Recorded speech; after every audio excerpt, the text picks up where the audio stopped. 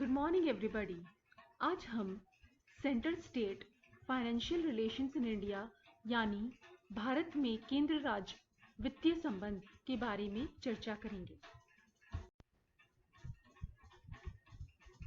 सबसे पहले थोड़ा सा हम इंट्रोडक्टरी पार्ट समझ लेते हैं financial relations between centre and states का के संबंध में। तो देखिए, इंडिया जो है it possesses a federal structure in which a clear distinction is made between the union and the state functions and sources of revenue। तो एक बहुत क्लियर डिस्टिंक्शन कर रखा है यूनियन और स्टेट फंक्शंस और सोर्सेज ऑफ रेवेन्यू के संबंध में। और हमारा जो कॉन्स्टिट्यूशन है it provides residual powers to the centre, और आर्टिकल 264 से लेके 293 जो है और 293 जो है वो एक्सप्लेन करता है क्या कि financial relation between the centre and the state government. और although the states have been assigned certain taxes which are levied and collected by them, they also share in the revenue of certain union taxes, and there are certain other taxes which are levied and collected by the central government, but whole proceeds are transferred to the states।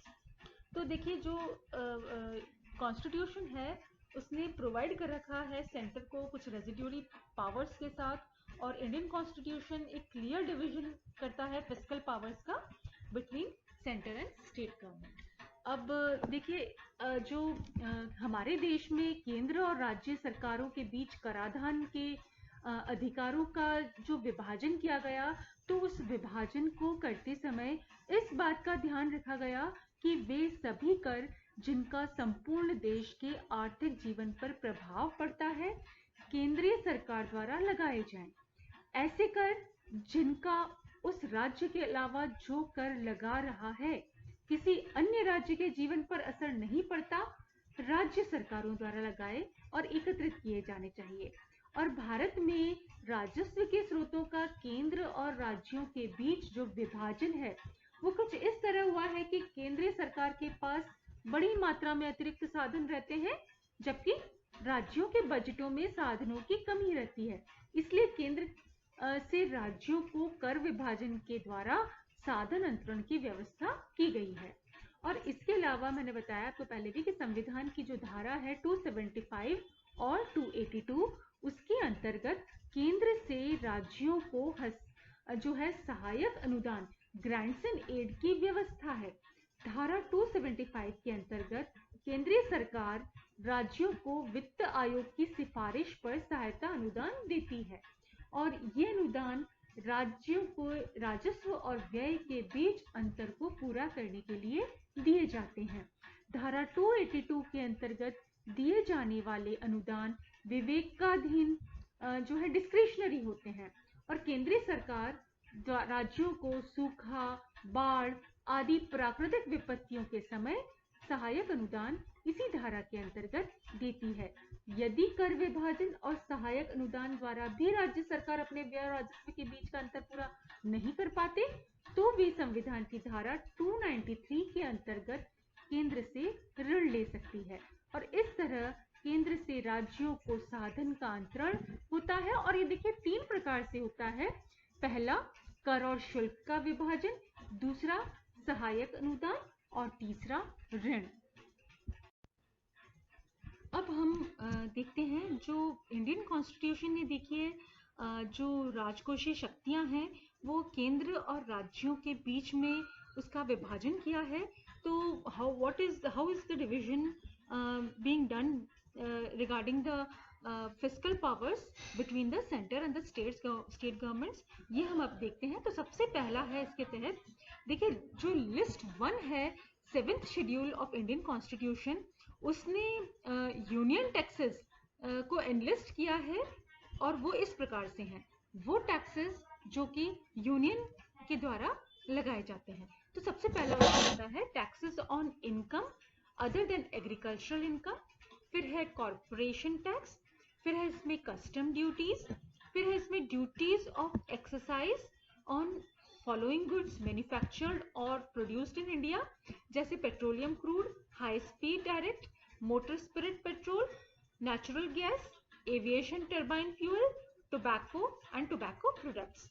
फिर है estate and succession duties, और फिर है taxes on capital value of assets except agricultural land of individuals and companies, फिर है rate of stamp duties on financial documents, फिर है taxes other than stamp duties on transaction in stock exchanges and future market, फिर है taxes on railway freights and fares, फिर है terminal taxes on goods और passengers carried by railways, sea और air, और इस लास्ट है इसमें central goods and service tax.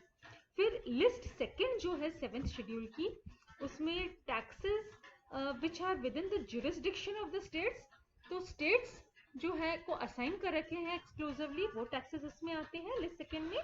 और सबसे पहला है इसमें लैंड रेवेन्यू, फिर है state goods and service tax, फिर है टैक्सेस ऑन एग्रीकल्चरल इनकम, फिर है taxes on land and buildings, फिर है succession and estate duties on agricultural land, फिर है taxes on cell of petroleum, crude, high speed diesel, natural gas, aviation turbine, alcoholic liquor for human consumption, और फिर है taxes on mineral rights, फिर है taxes on vehicles, animals and boats, फिर है stamp duties accept those on financial documents, फिर है taxes on goods and passengers carry by board और इनलैंड वाटरवेज, फिर है taxes on luxuries including entertainment, betting and gambling, फिर है tolls, फिर है taxes on professions, trades, callings and employment, और लास्टली इसमें आता है कैपिटेशन टैक्सेशन। इसके अलावा taxes levied and collected by the states, the constitution has provided for the revenue for certain taxes on the union list to be allotted partly or wholly to the states। और देखिए इसमें जो है जो provisions हैं वो बहुत सारी कैटेगरीज हैं इसमें। तो ये जो है सबसे पहला इसमें देखिए वो ड्यूटीज जो कि which are levied by the union government, जो कि केंद्र सरकार लगाती है, पर उसका जो that is collected and appropriated by the states उसको कलेक्ट और अप्रोप्रिएट करती है। तो इसके अंतर्गत आती है stamp duties, excise duties on medical preparation containing alcohol और नारकोटिक्स। फिर दूसरा इसमें आता है taxes which are levied and collected by the union but the entire proceed of which are assigned to the states. वो टैक्स जो कि लगाती भी केंद्र है सरकार है और कलेक्ट भी केंद्र सरकार करती है, पर उसका जो एंटायर प्रोसीड है वो स्टेट्स को दे दिया जाता है in proportion determined by the parliament. और ऐसे टैक्सेस में आते हैं आपके succession and estate duty, terminal taxes on goods and passengers, taxes on railway freights and fares, taxes on transaction in stock exchange and future markets, taxes on sale and purchase of newspapers and advertisement. और तीसरी category में आते हैं आपके taxes levied and distributed between the union and the states. वो taxes जो कि union के द्वारा कलेक्ट किए जाते हैं परंतु वो शेयर किया जाता है यूनियन और स्टेट्स के बीच में। और as per the provisions of the article 1 all taxes and duties referred to in the union list except the duties and taxes referred to in article 268 and 269 respectively, surcharge on taxes and duties referred to in article 271 and any cess levied for specific purpose under any law made by the parliament shall be levied and collected by the government of India and shall be distributed between the union and the states in the manner जो है वो है, और such percentage as may be prescribed of the net proceeds of any such tax or duty in any financial year shall not form part of the consolidated fund of India but shall be assigned to the states within which the tax or duty is leviable in that year and shall be distributed among those states in such a manner and from such time as may be prescribed in the manner provided in clause 3। और देखिए ये जो है at present देखिए जो है the net tax revenue from central excise duties, custom duties, tax on income other than agricultural income, corporation tax, wealth tax, gift tax, expenditure tax, interest tax is formed the divisible pool of central taxes. Central taxes का ये divisible pool है and this revenue is shared between the central government and the state government in the ratio prescribed by the Finance Commission. Or according to recommendation of 13th Finance Commission, 32% of the net proceeds of divisible central taxes are distributed among the states. तो 32% जो है वो proceeds का वो states के मध्य distribute किया जाता है. However, the proceeds from cess and surcharge levied by the central government is not distributed among the states.